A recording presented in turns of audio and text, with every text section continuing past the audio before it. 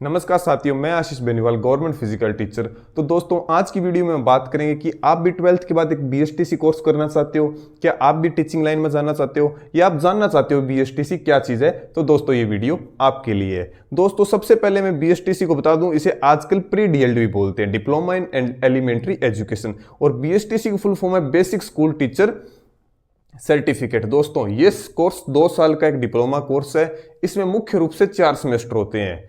ये तो है दोस्तों इसकी ड्यूरेशन की बात। दोस्तों, मुख्य रूप से ये कोर्स सिर्फ और सिर्फ टीचिंग लाइन के लिए होता है। टीचिंग लाइन का काफी पॉपुलर कोर्स है। अगर आप अर्ली एज के अंदर टीचिंग लाइन में जाना चाहते हो, यानी 12th करियर 12th के जस्ट बाद आप टीचिंग लाइन में जाना चाहते हो, तो दोस्तों ये कोर्स आपके लिए है। अब दोस्तों, हम बात करते हैं भी बीएसटीसी में एडमिशन की क्या प्रोसेस है। दोस्तों, बीएसटीसी के एडमिशन दो होते हैं दोस्तों। इसका हर साल एग्जाम कंडक्ट होता है, जिसे हम प्री डीएल टेस्ट बोलते हैं। Pre DL test, diploma in elementary education test. अब दोस्तों, इसका टेस्ट कब होता है, नोटिफिकेशन कब आता है, एग्जाम के फॉर्म कब फिल होते हैं, एग्जाम कब होता है, अब दोस्तों हम इस पे बात करते हैं।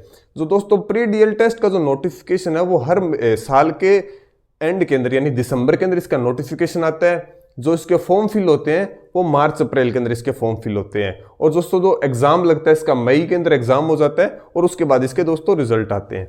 अब दोस्तों, हम बात करते हैं कि जो ये प्री डीएल टेस्ट है, ये एग्जाम कंडक्ट कौन कराता है, इसकी कंडक्टिंग बॉडी कौन है। तो दोस्तों, जो प्री डीएल टेस्ट है, ये वर्धमान महावीर ओपन यूनिवर्सिटी जो कि कोटा की है, इसका हर साल एग्जाम कंडक्ट कराती है।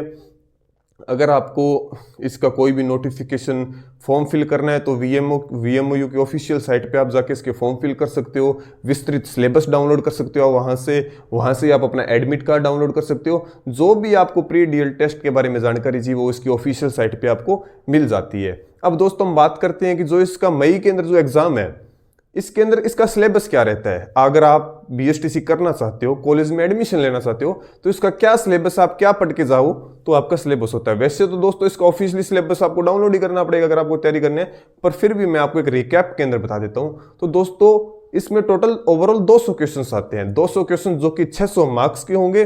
200 क्वेश्चन में दोस्तों क्या क्या आते हैं। दोस्तों, 50 क्वेश्चंस तो इसमें आएंगे आपके मेंटल एबिलिटी के। मेंटल एबिलिटी जिसमें कुछ रीजनिंग का पार्ट रहेगा, कुछ पार्ट साइको का रहेगा, ऐसे करके 50 क्वेश्चंस मेंटल एबिलिटी। 50 क्वेश्चंस आते हैं दोस्तों शिक्षण विधियां यानी टीचिंग एप्टीट्यूड। टीचिंग एप्टीट्यूड के अंदर दोस्तों भी एक शिक्षक बच्चों को किस किस तरीके से पढ़ा सकता है, ये टोटल टीचिंग एप्टीट्यूड होते हैं। ये भी आपको इसका कोर्स कवर करना पड़ता है। और बाकी 50 क्वेश्चंस आते हैं दोस्तों इसमें GK, general knowledge. General knowledge में हिस्ट्री, पॉलिटी, कल्चर, कुछ अपने जियोग्राफी का पोर्शन हो गया, तो 50 क्वेश्चंस इसके आते हैं। बाकी 50 क्वेश्चंस आते हैं दोस्तों, 20 क्वेश्चंस तो आते हैं इंग्लिश, जो होती है basic grammar, English grammar. 30 questions आते हैं दोस्तों ऑप्शनल। अगर आपने फॉर्म के अंदर हिंदी चूज किया तो 30 क्वेश्चंस हिंदी के आएंगे, और अगर आपने फॉर्म फिल करते हो संस्कृत चूज किए तो बाकी 30 क्वेश्चंस संस्कृत के आएंगे। तो टोटल ओवरऑल 200 क्वेश्चंस हो गए। 50 क्वेश्चंस मेंटल एबिलिटी, 50 क्वेश्चन शिक्षण विधियां, 50 क्वेश्चन जीके यानी जनरल नॉलेज, और बाकी 50 questions English plus Hindi, 20 plus 30। अब दोस्तों, हम बात करते हैं कि कितने मार्क्स का होता है। तो ओवरऑल मैं बता चुका हूं आपको 600 मार्क्स का ये एग्जाम होगा। और अब इसका फिर आता है रिजल्ट। अब दोस्तों, आपने क्या इसमें रैंक सिक्योर करी है, उसके हिसाब से आपकी ऑनलाइन काउंसलिंग होती है। काउंसलिंग फीस जमा करानी पड़ती है ई मित्र के थ्रू। ई मित्र के थ्रू आपकी काउंसलिंग फीस जमा होगी।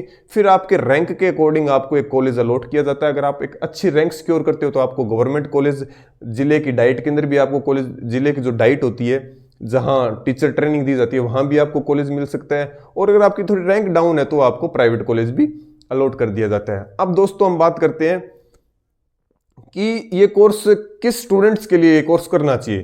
तो दोस्तों, अगर आप 12th के बाद जस्ट एक टीचिंग लाइन में जाना चाहते हो तो दोस्तों ये कोर्स आपको जरूर करना चाहिए। काफी पॉपुलर कोर्स है और काफी एक वेल रेपुटेटेड कोर्स है।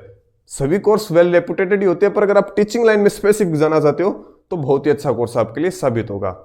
तो थैंक यू दोस्तों। इसके अलावा भी आपको कोई स्पेसिफिक टॉपिक में वीडियो चाहिए तो मुझे आप कमेंट सेक्शन में बताना, मैं उस